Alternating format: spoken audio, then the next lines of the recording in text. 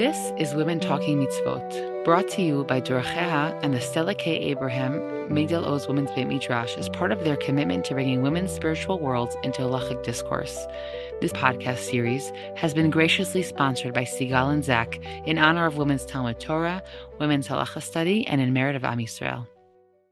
Today's conversation continues our Tefillah series with a zoom in on the morning blessings that are gender specific. A man blessing God for not making him a woman, and a woman blessing God for making her according to his will.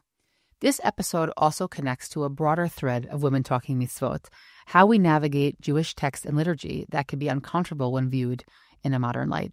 Hi, Shana. Hi, Yosefa. A few weeks ago, we released an episode on Birkot HaShachar, the blessings we say in the morning. And we made a decision at the time to deliberately skip over the series of 3 brachot where we bless God over aspects of our identity. We bless God that we are neither non-Jews, She-Asani goy, nor bondsmen, She-Asani eved, or shivcha, depending if you're a woman who says that nosach. Traditionally, men then conclude the series with the bracha She-Asani Isha. Blessed are you, Hashem, who did not make me a woman. While women recite the bracha She-Asani Kirtzono, blessing God who made me according to his will. And we wanted to devote a separate discussion to these last brachot so that we could spend time really understanding their meaning on a deeper level and also addressing some of the broader questions that they raise with regard to how we grapple with texts that can be challenging for us. Do you remember, Shana, the first time you noticed that men and women don't make the same bracha in the morning?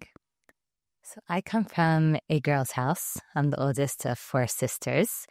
And therefore, I feel like I was shielded somewhat in my childhood from any contrast between what men and women do or what men and women say. It wasn't something that I face in my home. But growing up in New York, I did go to co-ed elementary school. And there we davened in the morning together. So both in nursery school and then later in the early grades of elementary school, the boys would all say this bracha together, and then that was followed by the girls saying their bracha. So from when I was very little, I knew that there were 2 different brachot, but like a lot of things in childhood, it was kind of like, okay, it's just what it is, it's a given. Didn't think much about it, really just accepted it. And I was trying in preparation for this episode to really dig back into my memory, which is not amazing these days, and think about when is the first time that I started to think about it. And I happened on this memory from, I think, 35 years ago. I must have been in 4th or 5th grade. Prime Minister Yitzhak Shamir from Israel came to Great Neck, and there was a big event in the local Reform temple. And our elementary school performed, the choir performed at the event. And in the lead up to that, we had a bunch of dress rehearsals that were in the temple. And I remember sitting in the pews while other boring speakers were doing their part and being genuinely curious about the siddur that was in front of me and opening it up and finding that there was one bracha that men and women said, and it wasn't either of the brachot that I was familiar with. I think it was something I don't remember exactly, but maybe She-Asani b'tzalmo, that God made me in his image. Whatever it was, I remember being wow, first of all, that is one of the first times that I really thought about denominations and not just different buildings, different temples, synagogue, a shul or whatever, but there's actually real differences. And coming home and speaking to my father about it, on an intellectual level, why is it that they changed the bracha or why do we say different things? But it wasn't something that emotionally bothered me. It was wow, you start to really contemplate issues. On an emotional level, I think the first time that I found myself really being, bothered somewhat is when I started thinking about what are my boys, I have 4 boys, what are my sons thinking about when they say this bracha? And I raised it one time at the dinner table on a Friday night. I said, I want to come for dinner, Shana. Yeah, I just said, what, I'm curious, guys, what do you think about what's on your mind? And first of all, I was actually stunned, maybe because we live in Isha and they understand the bracha, the words of the tefillah, but they actually all had a response. They all had some way of explaining to themselves what they think about when they say these words, blessing God for not making them a woman. One of them, it was like so obvious to him. It's like, what do you mean? Of course, it's about the fact that like men don't have to be pregnant and have the children. And he was pretty young at the time. Like they ranged in age from 10 to 16 when I asked them this. And it was like, it was so pashut for him. Like for sure, that's what it's about. Another one I remember discussed the fact that men don't have the same concerns or preoccupations over clothing in the sense of like the laws of snood and the parameters of what they could wear, which, he's my kid. So like I'm sure he heard discussion about that in the house or on the phone with students or whatever. Another one in a different direction over clothing, the fact that men aren't as preoccupied with like how they present themselves and makeup and nails and the styles and what they're wearing. And he's like, oh, thank God I don't have to deal with that. And the fourth one went in the direction which I think a lot of our early sources go in, like the Tosafta talks about this and Yerushalmi discusses this. He went in the direction of that he's grateful that in Judaism, it's just easier to be a man. He didn't say it's better. I remember like being struck by that. He didn't say it's better. He said it's easier, like just it's more natural, or the opportunities are available, or I could count in a minyan, or I could lean for the tzibur, which he really enjoyed doing. And there was something about his answer that, again, connects into what we see in sources, which is about perhaps this bracha is a man expressing his gratitude for being obligated in more mitzvot than women are, which is something that you and I discussed a little bit in episode 2, that men do, in fact, have more mitzvot that they're obligated in than women do. That is objectively true. On the other hand, like it could be hard, to hear whether it's your son or your husband or your colleague or your friend get up and say a bracha where he blesses God straight out for not making him a woman. I think it could be for a technical reason, and yet oftentimes if it's said with a feeling of like superiority, especially because of how the bracha is phrased, I think that can be a difficult experience for some women, on the receiving end of that. I just want to emphasize in what you said that really the idea that men are thanking God for being obligated in more mitzvot is the main understanding of this bracha. Meaning all the things your son said, I think, are very natural reflections, and I'm sure it reflects the ideas that many men have about this bracha. But we have, the Tur and the Beit Yosef, and the Shulchan Aruch also afterwards, right? Same person as the Beit Yosef, really go in that direction, that it has to do with the difference in mitzvah observance. So I just want to underscore that from like a source perspective. That's really how it's understood by most. Absolutely.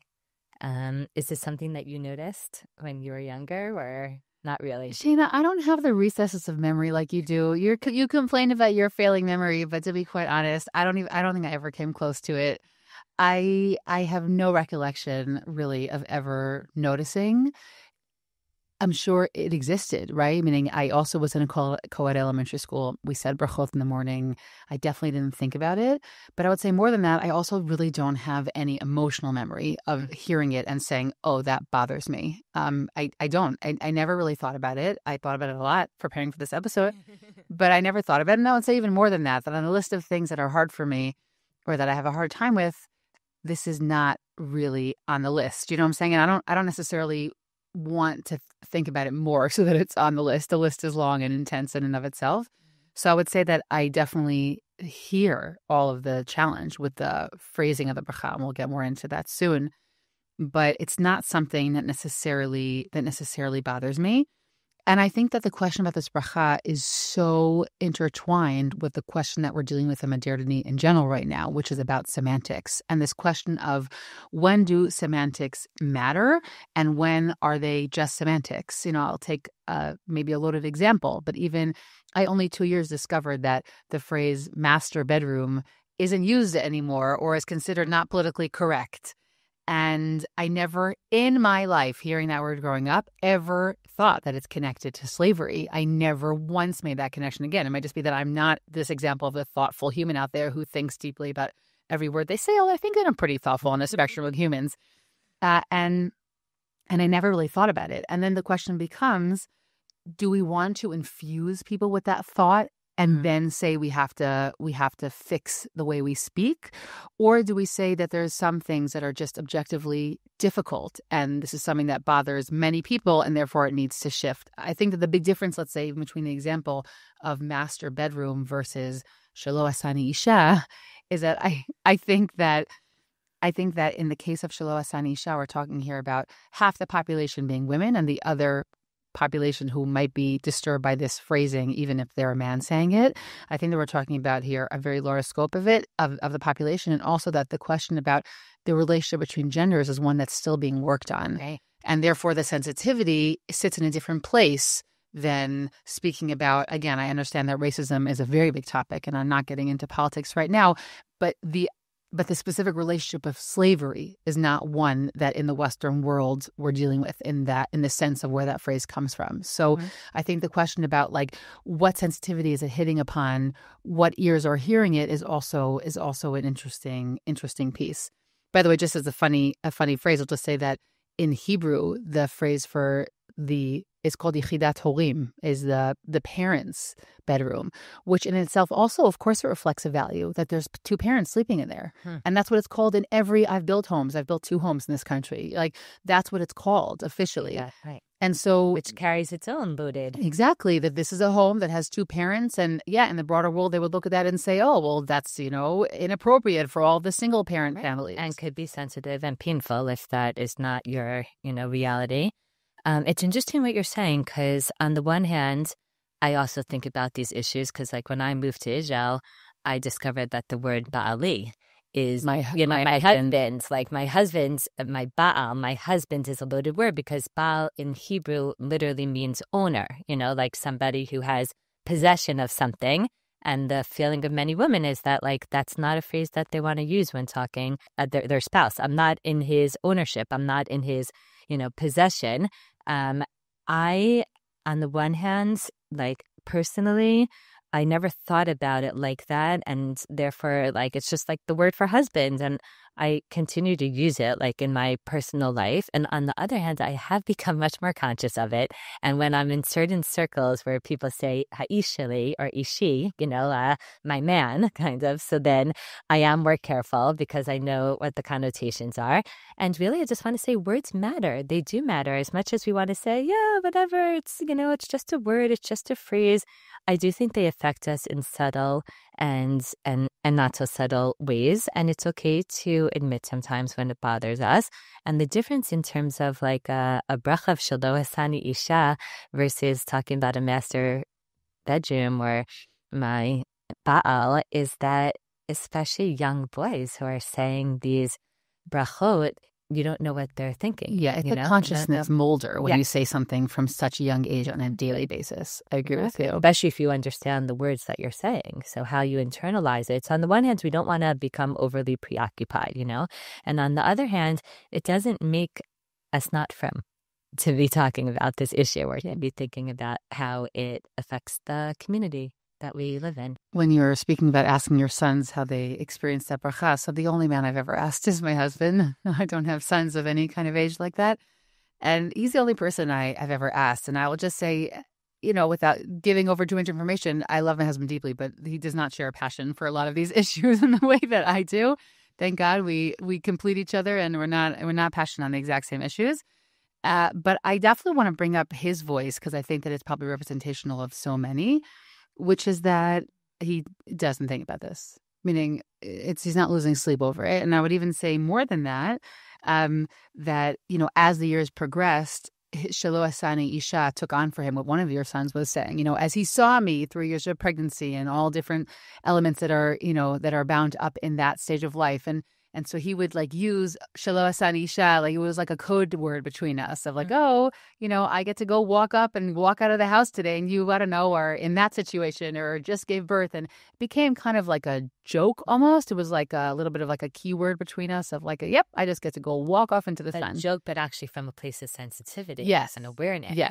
Yes, it was Ki'ilu using a little bit like that rough phrasing of the bracha maybe, but with him being like, like our lives are different. Right. And it Dafka he became more aware of that, I think, over time. Of that. I think also when you say a lot of men don't think about it, we're including in that men who are, amazing husbands or who are champions. That wasn't clear. Women, in all different realms. It's just that this is the nisach, this is the phrasing of the bracha, and it doesn't impact them. Not that they don't care about women's. Of course, thank you. Yeah, that's a really important clarifier. I'd also say that when I see that other people aren't sensitive to something that I might be sensitive to, so sometimes it's a sign for me to say, chill out, Yosefa. It's fine. But sometimes it's not. Sometimes it's saying everybody is slumbering on this topic. Yeah. And the fact that they don't see it is a problem. And I think that's that place of choosing your battles or trying to figure out, so what is just semantics or what is, and we'll dig more into that. But I think that the example of Zevi of my husband is just an anecdote. But I think that what's particularly challenging in this bracha, as you mentioned almost before, is the fact that it's phrased in the negative, right? She-Asani, Isha, right? That I wasn't made a woman. And I think that itself is part of what could be a little bit jarring. Offensive, yeah. Offensive about this bracha. And I think first I also want to just ask ourselves, why is it phrased that way, right? Why is it phrased in that way?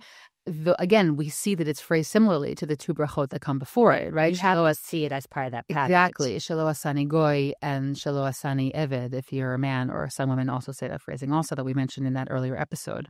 There are a few explanations for why it's phrased this way, but I think two are possibly more compelling. One is that it simply was the common way to express identity in the times of Chazal, and that's why it's reflected in those two earlier brachot as well. It could be that the negative was a common way to speak in the time of Chazal.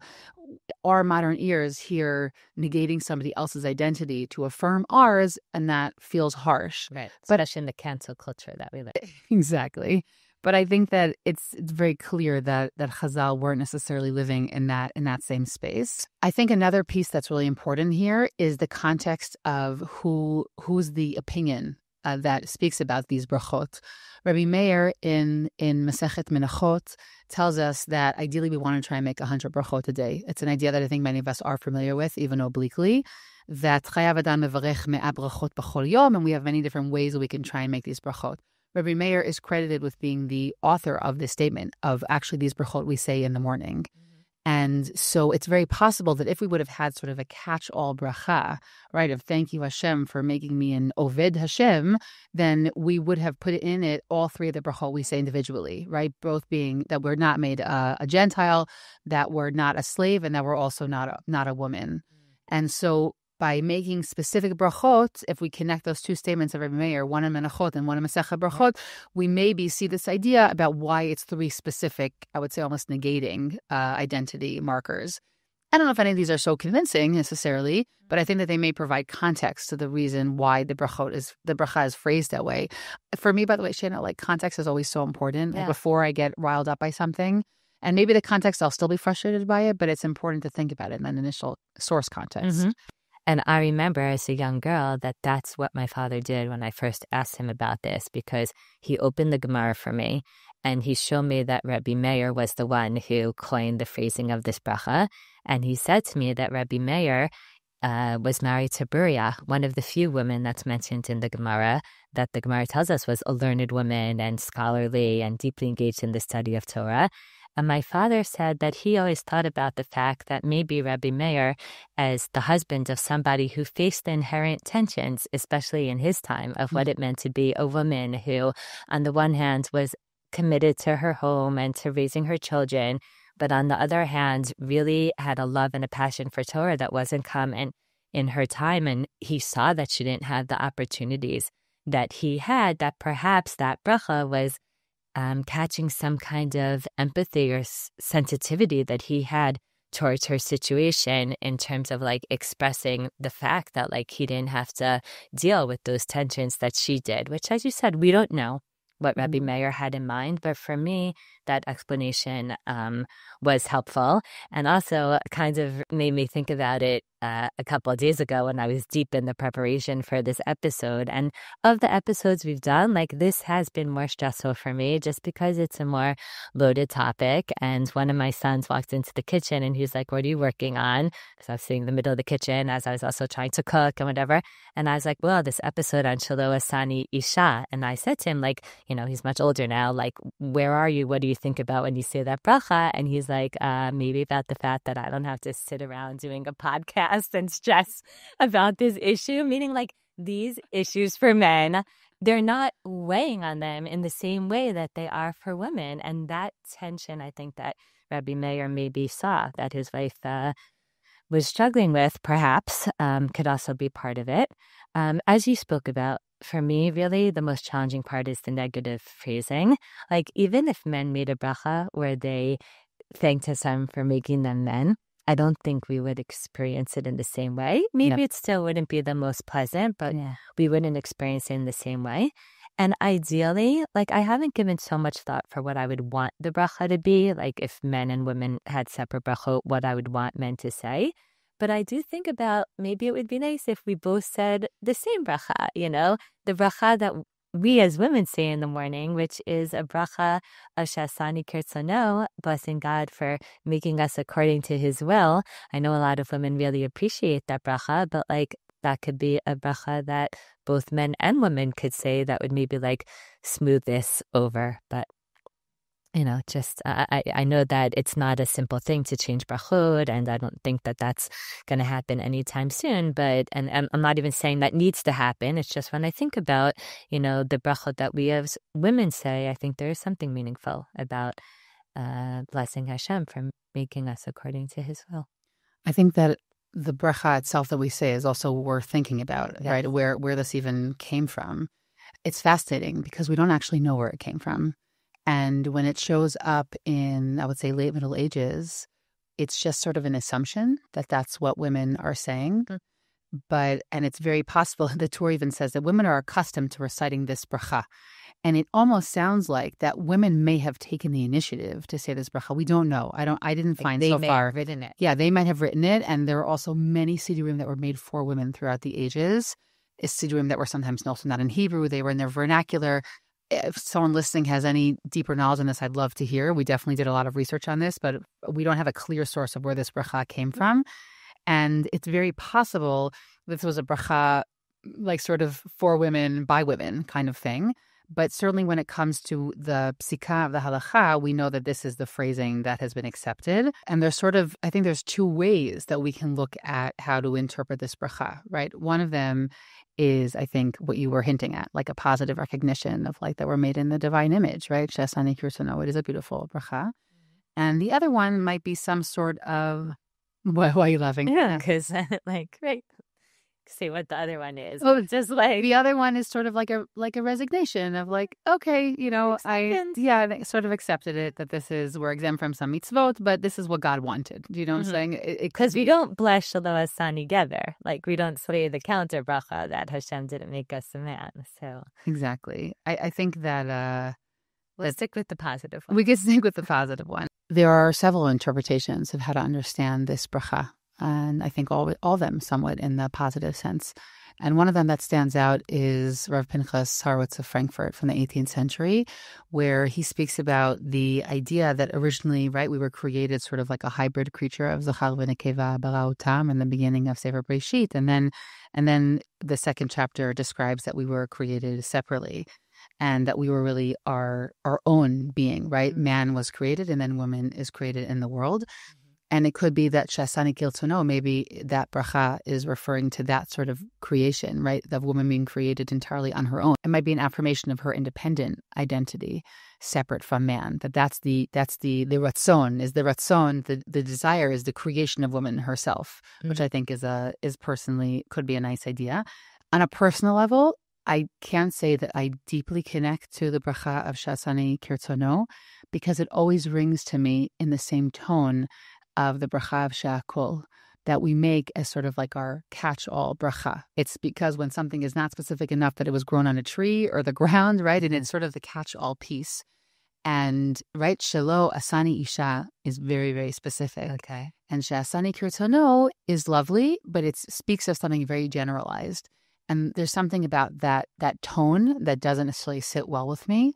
And that's where the bracha usually hits me. Now, I said earlier, it's not something that I, generally feel strongly about. I don't think about it every single morning. But I think that if I sit and really stare at that bracha, that's sort of the association that arises in me.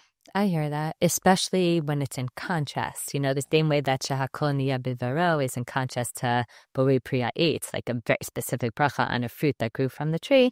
So here too, it could just feel like too generic, so to speak.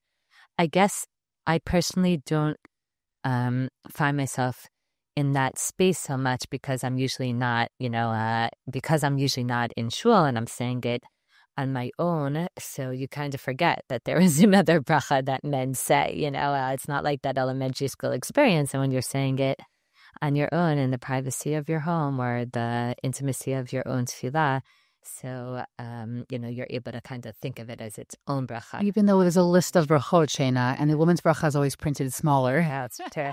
Hence what siddur you're using. Yeah. No, so I totally hear that.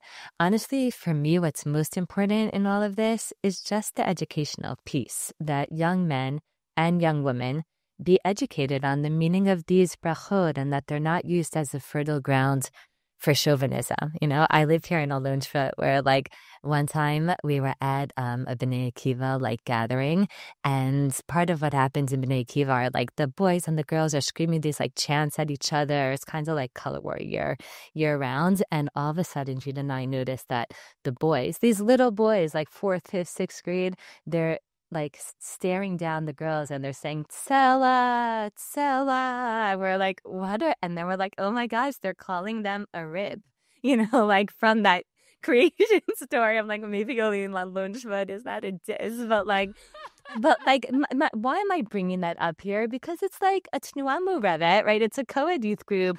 Everyone gets along. Everyone's there's no the girls aren't put down. They're not second-class citizens. And still in our communities, there's this underlying chauvinistic attitude sometimes that I just think we need to be aware of and we have to be sensitive towards, and we have to really do our part to educate in terms of what the true meaning here is. And one of the things that I really appreciate is that Rav Chaim David Halevi, who was the Sephardic chief rabbi of Tel Aviv at the close of the 20th century, he wrote about how men's obligation in more mitzvot is not a sign of superiority. It's a privilege, and that men should be careful to keep this in mind when reciting the bracha, that their obligation in mitzvot doesn't mean that somehow they're more worthy in the eyes of God or that somehow they're more than or whatever, but that, they have the privilege and also the responsibility to think about that when they're saying the bracha. And I imagine he was motivated to write this by what he saw around him, by all kinds of incidents like the one that I described. And I think it would be great if in our Sidurim, there was a note, the same way they say, okay, before Shema, have special intent to accept God's, yoke of whatever upon you. I don't see in our Sidurim, and in prep for this, I really checked a lot. And even in our very modern Sidurim, published by our modern Orthodox communities that have all different kinds of commentary and annotations and explanations, I couldn't find anything on this topic. They kind of just ignore it, which on the one hand I appreciate. I'd rather they not address it than say some kind of explanation that feels apologetic or whatever. And on the other hand, I was just flabbergasted. Nobody addresses this all over the world, little boys and girls, men and women, all people of all ages. And you comment on everything and there's no comment on this. I just think our community could do better. We could educate and we could encourage a certain intent when these brachot are being said. I don't know. What do you think? No, it's interesting. First of all, I know there's a whole genre of women's sidurim even today that I can't say it's ever spoken to me. So I've never bought them, but I'm actually curious what they say in them.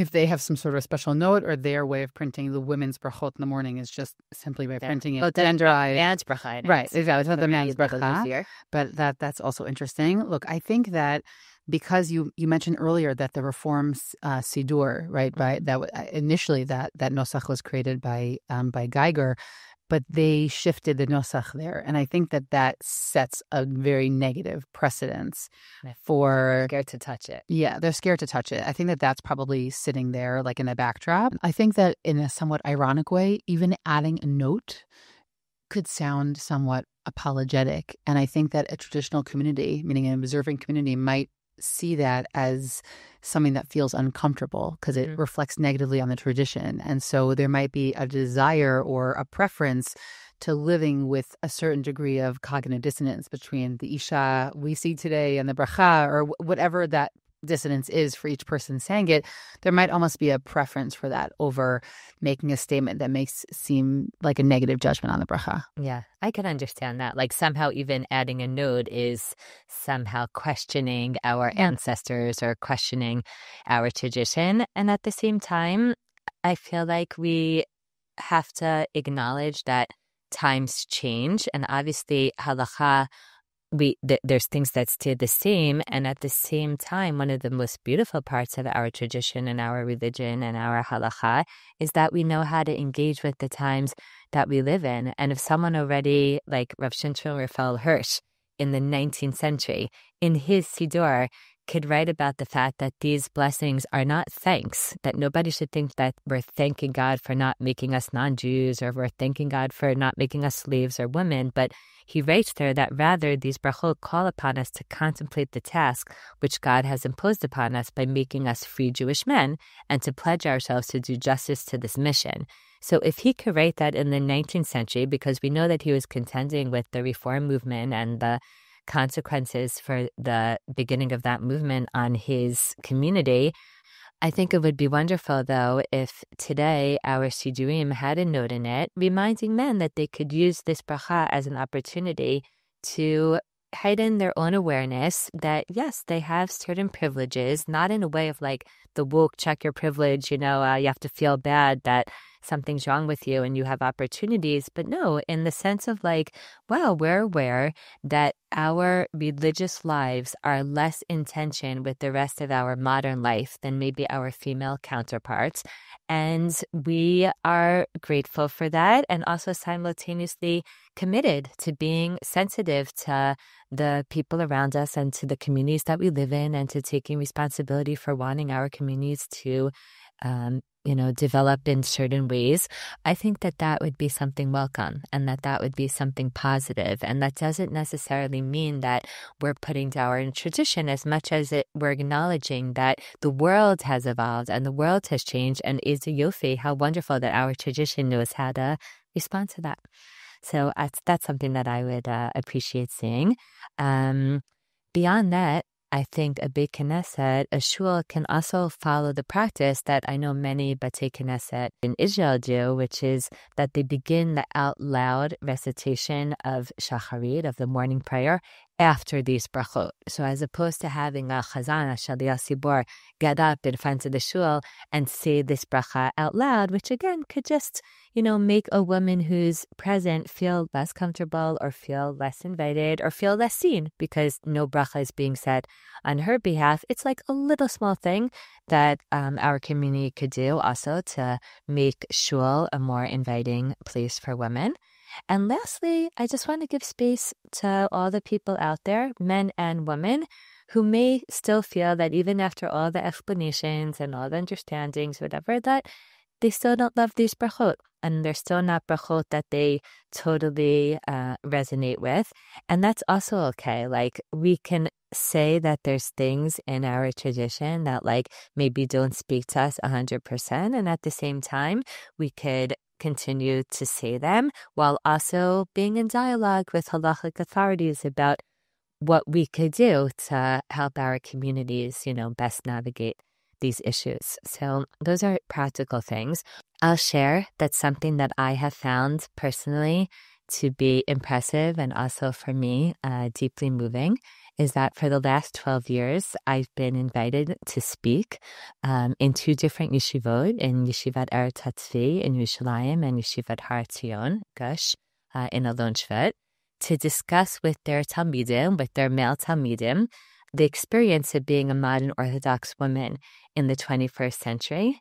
And I always start the conversation with them by asking them if they can reflect on some of the areas of their religious life that they just take for granted, that are part of their day-to-day experience, that the women their age might experience differently or may even find challenging in different ways. Now, I'm not looking for their pity, and I say that to them. I'm not coming to be like, oh, we're miskinot and, we need your compassion or whatever. That's not the point. My point in this exercise is to get them thinking and to open their eyes to little things around them that they may not have paid attention to and noticed before, to really put themselves, I would say, in the shoes of their friends, of their sisters, of their mothers. And it's fascinating. Once you ask them to do that, I'm always really impressed, even blown away by the things that they're able to say, ranging from women may not have the same learning opportunities available to them, whether it's summer programs or the level of learning in different, yeshivot, midrashot experiences. They'll talk about what it might feel like to, be behind a machitza. They'll talk about their friends or their sisters' motives being questions, which is something that, I know definitely I faced at different times in my life. And inevitably, someone will always raise the issue of difficult texts. They'll say, wow, I'm thinking about what it must be like to hear She-Asani Isha, or to read a passage in the Gemara that really, could be uncomfortable.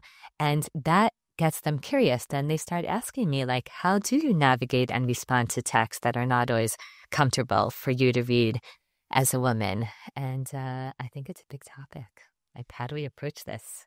I think it's a big topic, and I think that, like so many of these topics that relate to our lives, it's one that's still in motion also, meaning both how we think about it, how it meets the population, who's meeting texts right now, right? I think that that's also a big piece, meaning many young men and women can possibly go many years and never come up against this question because they're not necessarily looking at those texts in the face, right? It depends how much they're traditionally steeped in that kind of learning. And so I think it's so varied how people meet this question or when they meet it. I would say that different than what I said before about the bracha, that this one I meet all the time. I meet this all the time. And it's a funny thing devoting yourself to a life of study of text that you weren't the intended audience of. It's like a constant daily. I'm the other. I'm constantly inserting myself in a conversation that I wasn't really part of. And I'm very aware of that. It's very much there.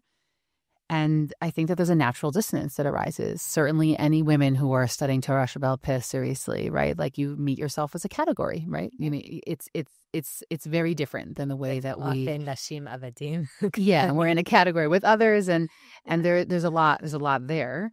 In an earlier episode, I believe it was also episode 2, I brought in a piece by Rav Eliezer Berkovitz that for me is sort of seminal, definitely at this point in my career, that he writes about his last book that he writes about women and Judaism, and that the idea there, it highly contextualizes Chazal in the sense that it looks at them in their time period, and it looks at the women as they were living life then.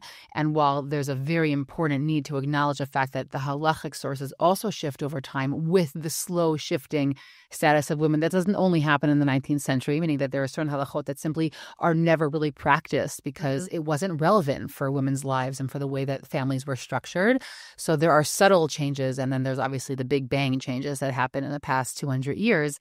But that, you have to look at these texts, that they are to a certain degree going to be reflective of the time period in which they were molded, both in terms of men's attitudes and also to what women were like in those times, which were simply very different than what women are to a certain degree, than what women are like in the modern world.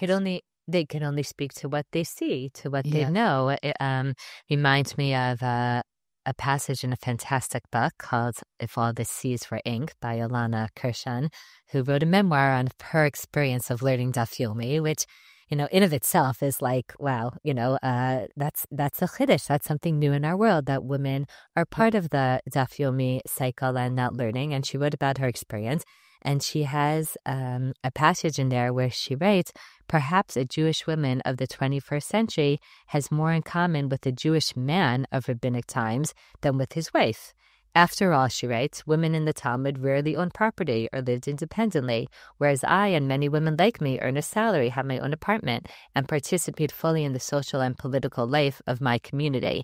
So what she's doing there and what you're saying is that the first thing that we have to acknowledge is that they were speaking about the women of their time, which may not have, 100% overlap with the women that we know with ourselves. The challenge, though, is that sometimes halachot are drawn from these texts. Exactly. And that it's almost easier to sift out hashkafic statements about women or men that are no longer reflective of what women and men are like. But it gets sticky when those statements or the assumptions underlying the statements also end up molding certain halachic realities. Exactly. And that tension is there, right? That tension is there in the way marriage is performed in the Jewish world and the way that divorce is performed in the Jewish world. Meaning that if we understand that these statements were made in a certain context, so they could help us, think about what we want our intentions to be when we read these.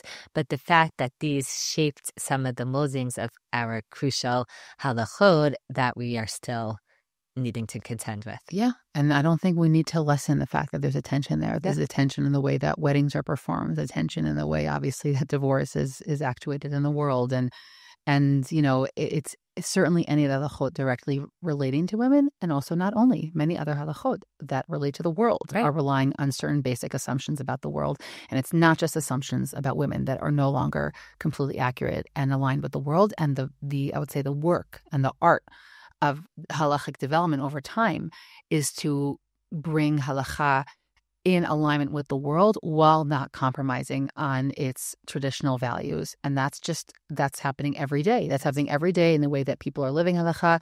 It's happening every day in the way that those who mold the halacha itself from top down are contending with it. And I don't think that we have to minimize that. I will also say that friends of mine who are, deep in the like Gemara halacha space as well, sometimes they say that they find it empowering to engage with those texts, meaning I'm inserting myself in there. I'm inserting myself in that conversation. And I'm also part of the very actual real life dialogue surrounding these issues. And so they feel that there's a real tikkun. There's some sort of, they're part of the change. They're part of that change of those spaces. And that to them actually feels empowering. You read out that piece by Alana Kirshen, who's a wonderful, wonderful person, wonderful writer. She just put out a new memoir that's called Children of the Book, about reading books to your children before bedtime. Yeah.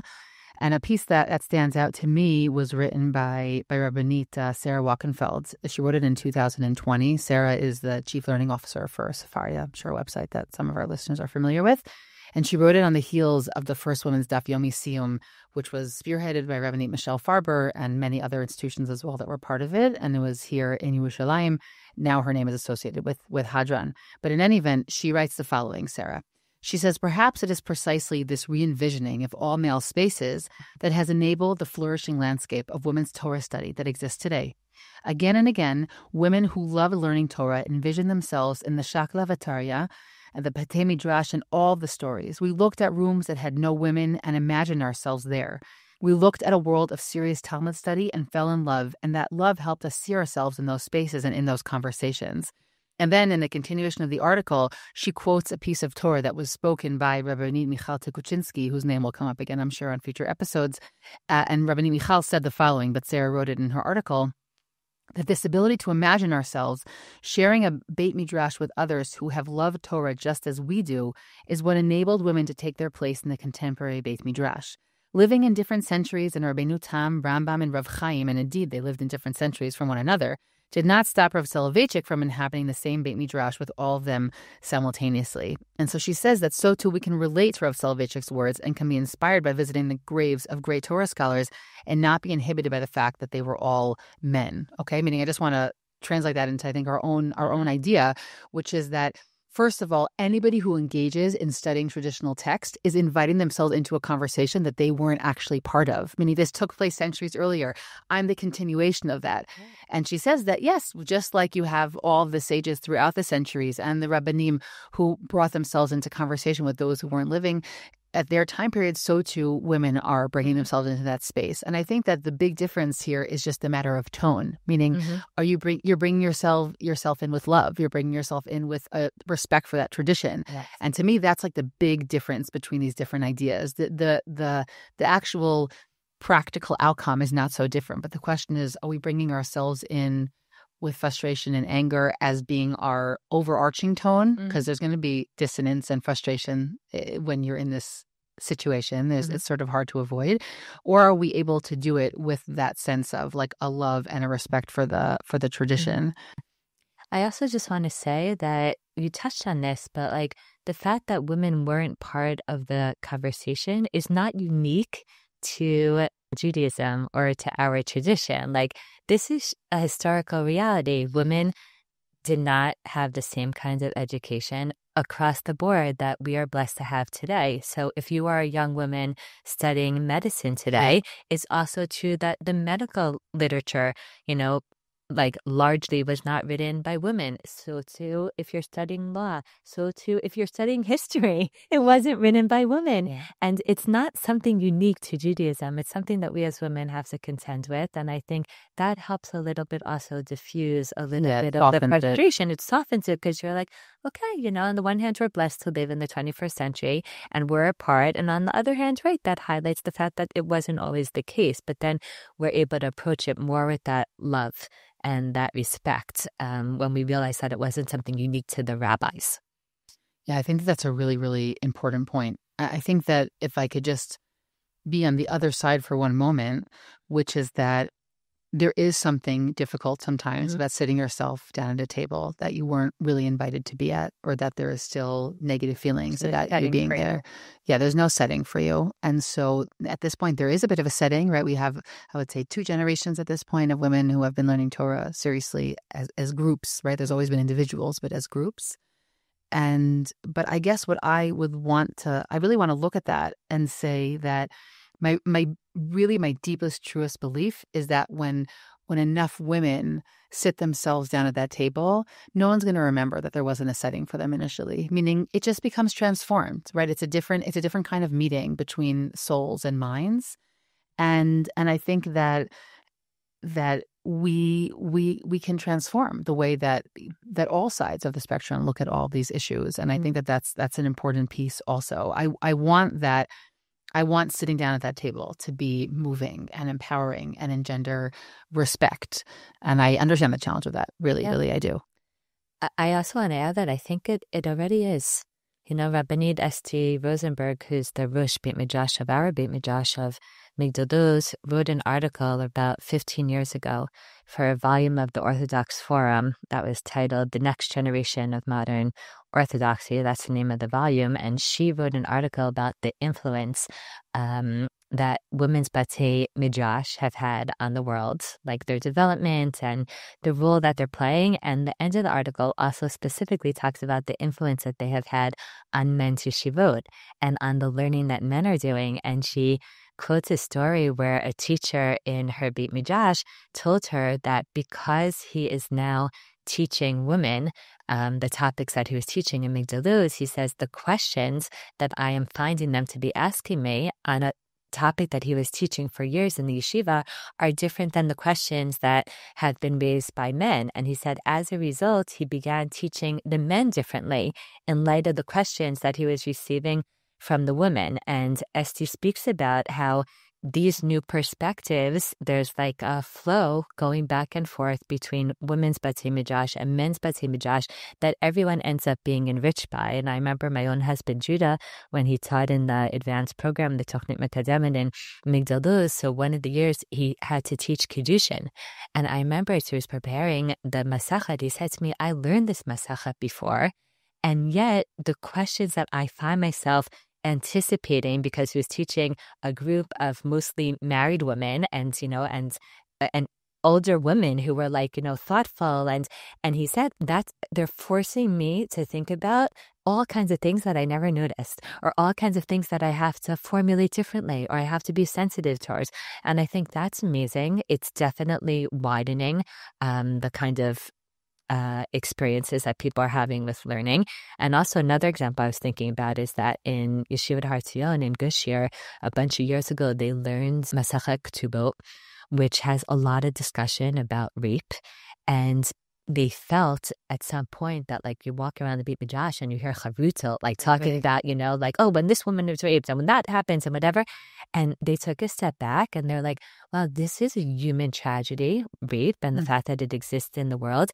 And they invited the female director of a women's rape crisis for religious women to come to speak to the students about what that experience is like, so that they could like feel a little bit, on an emotional level, the kinds of things that they're learning about and discussing.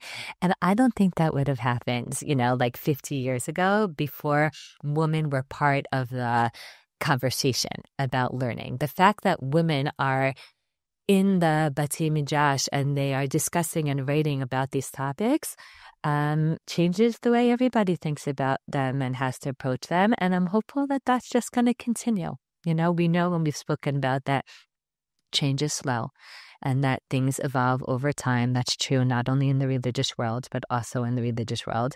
And for me, at least, when I think about these topics, I try to be very honest with my kids, with my sons, and with my daughter, and model for them that it's okay to be frustrated. It's okay to be upset sometimes.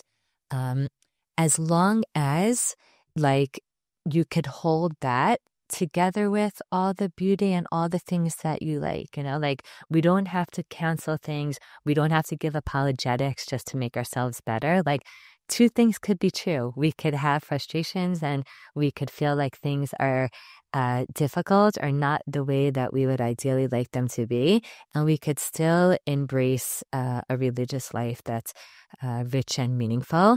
And I think empowering people that they kind of choose how to respond and reminding them that like life is complicated and people are complicated and religion is complicated and and giving room to that, giving room to the disappointment and at the same time trying to steer or stay away from too much cynicism because it's not productive, because it doesn't help us. I think that ability to live with the tensions, which I know you always comment that I use that word a lot, but for me, very real. Like, I really feel, for me, living with tension means that, like, two things are really, really, really important to me. And it would be simpler if I could just kind of, like, X one out, because then life would be, like, easier. And yet, like, what am I supposed to do? Like, I really feel, like, traditional. And at the same time, there's parts of me that are progressive, or I feel very, very rooted. And that doesn't mean that I'm not forward thinking or committed and open-minded, whatever, submissive. I think I'm submissive at the end of the day, but I'm still intellectually curious. And maybe a big tension that I hold is that tension of like being frustrated and also being fulfilled. Like how could you be frustrated and fulfilled at the same time? But I really, really, really feel that together, that I could be fulfilled even in my frustration. So I know we like to end with a takeaway. And for me, I guess the takeaway that's on my mind is that with all that, I think we still don't have a reason why we can't educate better. Meaning, yes, so there's tensions, but let's educate better and let's try to affect the culture and the nature of the discourse in our community, like how we talk about these topics in our schools, in our camps, in our shuls, in our youth movements, at our Shabbos table. Can we do it in ways that both empower and give perspective to women and to men? So something I really would like to continue to work on. So if I go back to the initial place we started this conversation, I would say that I still am not losing a lot of sleep over the phrasing of the bracha. Okay, that's my honest piece on that first part. I think that I give so much respect to those for whom it's really uncomfortable for them.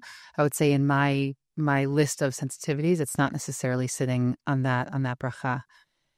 But I do want to just add one little story. I know you're usually the better storyteller, but I have one story that came up so recently and I couldn't not share it. It's exactly about what you're saying. I'm involved in a Talmud Torah in my neighborhood. We have shiurim every afternoon for kids. But the point is that last week they had a hitvadut, which I don't know, you have no idea how to translate that phrase, but they had sort of like an oneg evening. And it was advertised by the person who initiated it that it was a hitvadut for noar, which translates into youth. Okay. It's a non-gender phrase. Okay. Right. Hebrew, we're genderized language here. And it was hitvadut for noar. One of the fathers who was involved in the organization of this Talmud Torah asked on the WhatsApp, is this for boys and girls? Right? He asked. And I said, no matter what the answer is, you must know that if you write noar, youth, it sounds like it's for everybody. So if you only mean it to be for boys, please write line'arim or libanim, right? There's a very clear way to write boys. Let's give another example. Like, if you're sitting in a shiur and someone says, I think I once heard Rivka Press-Schwartz talk about this, like you're sitting in a shiur and someone says, Jews wear tefillin. Right. It's like, yeah, like half of Jews, are obligated to wear tefillin, or someone comes to a Beit Midrash for women and gives a whole shiur about how much they love the mitzvah of tefillin or the mitzvah of tzitzit without realizing, like, it's not resonating. So you're talking about just in our language.